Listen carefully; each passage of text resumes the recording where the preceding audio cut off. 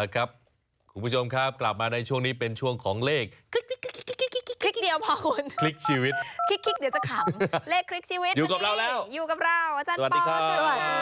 ดีสองท่านค่ะอาจารย์ปอนางฟ้าเลขลิขิตนะคะทุกวันจันทร์แบบนี้อาจารย์ก็จะมาพูดถึงเรื่องราวศาสตร์เกี่ยวกับตัวเลขกับเรื่องราวของความเชื่อเราพูดกันมาประมาณ3สัปดาห์แล้วนะคะอาจารย์สำหรับเลข9นะคะวันนี้เรายังพูดกันต่อเนื่องเลยใช่ไหมใช่เรายังต่อเนื่องกันในเรื่องของเลข9จับคู่กับอะไรแล้วดีนะคะก็ถือว่าเป็นภาคสุดท้ายสำหรับเรื่องเลข9นะคะเรียกว่าเป็นมหากาพย์เลยเรื่องของการเข้าถึงก่อนเลยดีกว่าเลข9เนี่ยมันเข้าถึงอะไรบ้างครับเข้าถึงเนื่องจาก9เป็นพระเกศเนี่ยมีอำนาจในการที่จะสนับสนุนให้เราเข้าถึงในเรื่องของสิ่งศักดิ์สิทธิ์ได้ง่ายนะคะแล้วก็ในเรื่องของโลกอินเทอร์เน็ตออนไลน์แล้วส่วนที่3เนี่ยต่างชาติต่างภาษาจะเป็นตัวสนับสนุนล่ะให้ผู้ที่ใช้เลขนี้ค่อนข้างจะคล่องใน3เรื่องนี้โอ้โหแล้วเป็น3เรื่องหลักๆที่ช่วยให้ชีวิตดีขึ้นเลยนะใช่ก็เลยบอกว่าเลข9จับคู่กับอะไรแล้วดีเพราะแค่ตัว9ตัวเดียวเนี่ยก็ดีอยู่แล้วใช่ไหมคะพอเราจับคู่ถูกตัวอย่างเช่นว่าตัวแรกที่เราจะพูดถึงคือ9559จะเป็นเรื่องเกี่ยวกับอะไรคะจะเป็นเรื่องของการมีสติมีความรอบคอบมีการปล่อยวางเป็นเราจะไม่ตื่นตระหนกกับปัญหาที่เข้ามาปัญหามาปัญญามีทำนองนั้นก็คือแสดงว่าเป็นคนที่ค่อนข้างใจเย็นเนาะใจเย็นยังไม่พอเหมือนเป็นคนที่อย่างรู้ด้วยตัวเองไม่ต้องมีใครมาบอกอะไรเขาหรอกเขารู้ด้วยใจเขาอยู่แล้วว่าเขาจะแก้ปัญหายังไงนะคะแล้วเป็นคนมองโลกในแง่ดีทำบุญขึ้นด้วยก็ถือว่าเลขนี้เป็นเลขที่ดีแล้วก็เหมาะสมเลยสำหรับใครที่อยากได้เหมือนกับว่าเป็นเลขที่มาปรับสมดุลสำหรับทุกๆคนที่บางคนใจร้อนเกินไปใช้เลขคู่นี้ก็จะมีความเย็นลงแล้วก็มองโลกในแง่ดีด้วยค่ะแล้วสำหรับ9669ล่ะคะเลขนี้ก็ต้องบอกว่าเป็นเลขโกยทรัพย์หลายๆคนฟังแล้วก็บอกอุ้ยโกยทรัพย์ได้ยังไงก็เพราะว่า9เป็นพระเกศอย่างที่บอกเก่งใน3การเข้าถึง6ก็จะเป็นเรื่องของดาวศุกร์ความเข้าถึงจิตใจคนเก่งในเรื่องศิลปะและการบันเทิงในเมื่อเขาเก่งเขาเข้าถึงจิตใจคนได้เขารู้จักวิธีที่จะหยิบจับอะไรมาใช้รู้จักวิธีที่จะคุยกับคนก็เลยทำให้เลขนี้กลายเป็นเลขโกยทรัพย์และสังคมที่เขาอยู่จะอยู่ในสังคมชั้นสูงค่ะเนื่องจากเลข6เป็นเลขของศิลปะรสนิยมการแต่งกายจะดีลักษณะการวางตัวก็จะดีใช้ของแพงเป็นขายของแพงก็ได้เหมาะสมสำหรับใครที่อยู่ในแวดวงการบันเทิงก็ได้ค่ะโอเคค่ะเลขต่อไปค่ะอาจารย์ค่ะคู่ต่อไปที่เราพูดถึง9จับกับอะไรแล้วดีก็คือ9779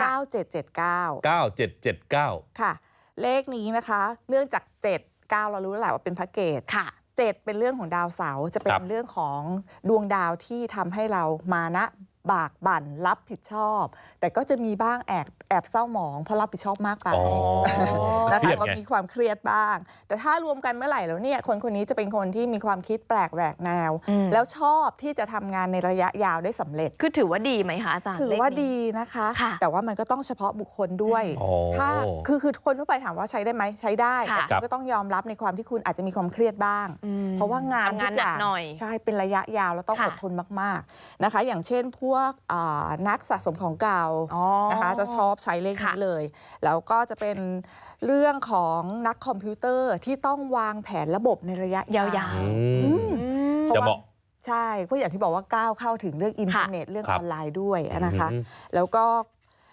เรื่องอีกหนึ่งเรื่องก็คือต้องใช้ความมานะบากบั่นมากอดทนมากก็คือคนที่เป็นเจ้าของธุรกิจเหมืองแร่หรือคนที่ทำงานอยู่ในเหมืองแร่ต่างๆนะคะอันนี้ก็จะเป็นเลขสำหรับใครที่เหมาะสมจะใช้9779ใช่ไหมคะสำหรับหมายเลขคู่ต่อไปค่ะอาจารย์9889นะคะทุกคนฟังแล้วอุ้ยนี่เลขแบบใหญ่แน่ๆเลยเลขสวยนะฮะนั่นสิอาจารย์เป็นที่นิยมมาหลายยุคหลายสมัยก็เพราะว่าเลข9เนี่ยเป็นพระเกศ8ก็คือราหู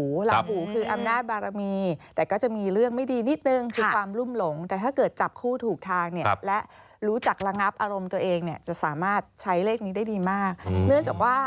ราหูกับพระเกศรวมกันแล้วเนี่ยคุณจะมีอำนาจคุณจะมีบริวารคุณจะมีเส้นสายแล้วคุณก็จะมีความกระตือรือร้นในการที่จะก้าวไปข้างหน้าค่ะ ซึ่งเลขนี้ก็ต้องบอกว่าเป็นเลขที่ทำให้คุณแคล้วคลาดด้วย โอ้เป็นสิริมงคล สิริมงคลค่ะ แต่ว่าอย่าลืมนะคะอย่าใช้เยอะคู่ อ๋อ ถ้าคู่นี้มีในเบอร์ก็มีสักคู่เดียวพอแล้ว ถ้ามีเยอะเมื่อไหร่คุณก็จะกลายเป็นคนที่เหมือนโอเวอร์อำนาจ ก็คือเหมือนเป็นเลขที่ควรศึกษาให้ดีก่อนที่จะใช้ด้วย ใช่ส่วนหนึ่งค่ะ แล้วก็เหมาะกับอาชีพอะไรบ้าง ถ้าเหมาะกับอาชีพก็เท่าแก่ ค่ะ อ๋อ เท่า เป็น แก่ เท่า เนี้ย แก่ เลย เท่าแก่ดี เจ้าของธุรกิจ โรงงานอุตสาหกรรมใหญ่ ครับ ๆนะคะ แล้วก็พวกนักการเมืองใหญ่ๆประมาณนี้ ค่ะ ค่ะ เอาล่ะคู่สุดท้ายค่ะอาจารย์ คู่สุดท้ายค่ะก็คือ 99 เนาะ 99เหรอ มัน ฮะ ต้องก้าวหน้า เบิ้ลเลยนะ แๆเลยอาจารย์ ใช่พระเกศ2พระเกศ2พระเกศอยู่ด้วยกัน ครับ ปกติพระเกศคนเดียวเนี่ยองค์เดียวเนี่ยเป็นคนที่มีความแตกต่างจากพวกเราอยู่แล้วเพราะเขา ค่ะ จะมีความคิดแปลกแหวกแนวอยู่แล้ว ครับ ชอบสิ่งใหม่ที่จะเกิดขึ้น 92 ตัวดับเบิลอยู่ด้วยกันเนี่ย ค่ะ คนนั้นนอกจากว่าจะมีความเข้าถึงจิตวิญญาณได้มากกว่าคนปกติแล้ว ก็ยังจะเป็นคนที่มีความคิดที่แปลกมากกว่าคนปกติ แปลก จะ แปลก เป็ ใน ค ทางแบบไหน ที่ค่อ ฮะ ข้างแปลก แปลกในทางสร้างสรรค์ อ๋อ มีความคิดแปลกที่สร้างสรรค์ ถูกต้อง ก็อาจจะมีมุมมองใหม่ๆ ไอเดีย ใช่ ใหม่ ค่ะ ๆบันเจิดเกิดขึ้น ดังนั้นถ้าเราเจอเพื่อนที่มี 99 ครับ หรือ 999 ไปเลย โอ้ เราต้องสงสัยนิดนึงว่า ค่ะ เขาจะมีอะไรที่ไม่เหมือนเราเขาจะคิดต่างจากเราแล้วล่ะ แต่เราก็ต้องทำใจนะ ค่ะ เขาจะเก่งในแบบของเขา ครับ ซึ่งถ้าจะขอยกตัวอย่าง อย่างเช่น อย่างเช่นยก อาชีพ ตัว อะไร บุค ดี คล คะ เลยเนาะ ค่ะ ครับ อย่างเช่นสตีฟจ็ อ๋ อ อ บส์คือเขาเก่งในด้านไอที ค่ะ แต่เขาเก่งในแบบที่ล้ำลึกแล้วเราเข้าไม่ถึง คือเก่งแบบลึกเลย ใช่ ขั้นแบบ จริงๆ อยากจะ รู้ ยก ลึก ตัว รู้ อย่าง จริง คนไทยแต่ไม่กล้า ไม่เอาดีกว่านะคะ ก็อาชีพที่เหมาะสำหรับ 99 ที่จะเห็นชัดๆเลยก็อย่างเช่นนักบวช ค่ะ นะคะ นักพลังจิตหมอดู ม แล้วก็ผู้ที่คิดโครงการต่างๆ ที่ซับซ้อน อ่า คนอย่างเราเข้าไม่ถึง การวางโครงการอะไรโปรเจกต์ใหญ่ ใช่ ๆ ที่ ค่ะ ต้องมีการวางแผนแปลนก่อนอย่างดีเลย แต่จะมีด้านดีคือเขาจะมีซิกเซนพิเศษมากกว่าคนปกติด้วย โอ้เอาละ โคครบถ้วนเลยนะคะสำหรับตัวเลข 9 จับคู่ ค่ะ กับอะไรแล้วดีไม่ดียังไงนะ ค่ะ เอาละเพราะฉะนั้นมาตอบคำถามคุณผู้ชมบ้างดีกว่า ได้ ส่ง เลย ตัวเลขกันเข้ามาอยากให้อาจารย์ปอเนี่ยช่วยดูหน่อยว่ามันเหมาะกับอาชีพของเขาไหม ค่ะ คนแรกนะครับคุณกฤษนะครับทำอาชีพเนี่ยทำอาหารสุขภาพ ค่ะ แล้วก็เป็นนายหน้าที่ดิน ค่ะ ใช้หมายเลขโทรศัพท์นะครับ ตัด 3 ตัวหน้าออกไป ก็จะเป็น 7939592 นะครับ อุ้ย9เยอะจังเลยค่ะ ใช่ อาจารย์ อย่างที่เราบอกค่ะ 79 เนาะ ก็จะเป็นคนที่ทำงานในระยะยาวได้ ค่ะ มีความคิดสร้างสรรค์ ครับ ในระยะยาว 93 ก็จะเป็นเรื่องของการแข่งขัน กระตือรือร้นรู้จักสู้ 939 ด้วยซ้ำไป ค่ะ ส่วน 595 ก็จะเป็นเรื่องของการปล่อยวางมีสติ แล้วก็ชอบทำบุญ ค่ะ อืม ดังนั้นเลขนี้ถ้าถามว่าเป็นเลขดีไหมต้องบอกว่าเป็นเลขดี แต่ ครับ ถ้าถามว่าเหมาะกับธุรกิจนายหน้าค้าที่ดินขายอาหารเสริมหรือเปล่า คือจะบอกว่าเหมาะแต่ไม่มีเลขเงินอยู่ในนี้ อ๋อ มีแต่เลขของความมานะ ใช่ มีเลขความมานะเลขของการเข้มแข็งต่อสู้ แต่เหมือนกับจะไม่ค่อยได้เงินเข้า ลองหาเลขที่เกี่ยวกับตัวเงินเข้ามาบ้างก็ ใช่ ดีใช่ไหม ค่ะ คะ ใช่ค่ะ ค่ะ เสริมอีกแค่จุดเดียวเรื่องของเงิน ใช่ ถ้าเงิน ค่ะ ไม่เข้าก็ทำธุรกิจก็ไม่ไหวนะ แนะนำเป็นเลขคู่ไหนคะ ถ้าพวกเงินทองก็อย่างเช่น อ๋อ 24 นะคะ ครับ 2426 ค่ะ พวกนี้เป็นกลุ่มเงินทอง 66 ก็ใช่ ลองหาดูนะครับ 2426 เอาละไปดูอีกหนึ่งท่านดีกว่า ค่ะ คุณบาสนะครับทำอาชีพรับจ้างทั่วไปนะครับ หมายเลขโทรศัพท์ที่จะให้ดูก็คือ 3597650 ครับ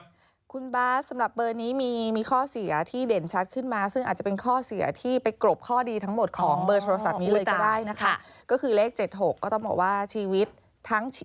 งเรื่องของชีวิตและความรักการมีครอบครัวเนี่ยไม่ค่อยสมหวัง 76 นะ 76 ค่ะ ครับ เป็นเรื่องของชีวิตพลิกคว่ ค่ะ ำพลิกคว่ำมักจะโด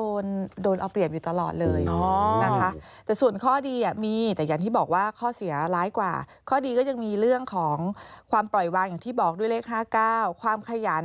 ความมองไปข้างหน้า ความคิดแปลกด้วยเลข 97 ครับ และ 35 นี่ก็คือผู้ใหญ่เมตตานะคะ มีอำนาจบารมีในตัว 50 ก็ทำงานเป็นขั้นเป็นตอน ค่ะ คือพอเหมือนกับว่าอย่างที่เราบอกว่าถ้ามันเป็นเลขเสียที่รุนแรงมากเนี่ยมันก็จะไปกลบข้อดีทั้งหมดเลย ควรจะเปลี่ยนนะแบบ ควร นี้ ควรจะเปลี่ยนค่ะ ค่ะ ครับ